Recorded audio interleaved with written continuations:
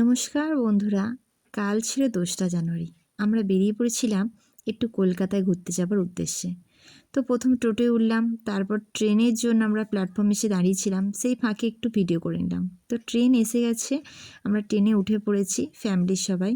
তো মায়ের দর্শনে যাচ্ছি, তাই মায়ের মন্দিরে গিয়ে পৌঁছলাম। দেখলাম প্রচুর ভিড়, তো সেই জন্য লাইনে দাঁড়িয়েছিলাম। লাইন এগোচ্ছিল, আস্তে আস্তে মায়ের দর্শন করব। তো সেই ফাঁকে কিছু ছবি তুলেছি আমাদের, সেই ছবিগুলো এই ভিডিওর মাধ্যমে পোস্ট করলাম।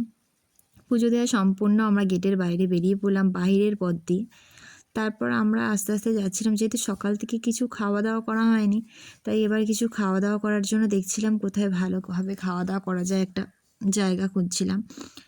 তো তারপরে আমরা কিছু খাওয়া দাওয়া করে এবার বেরিয়ে পড়ব বাড়ির পথে। যেহেতু দুপুর 1টা বেজে গেছে আমাদের পুজো দিতে দিতে, এবার আমরা খাওয়া দাওয়া করে বাড়ির জন্য বেরিয়ে যাব। Tata, bye bye.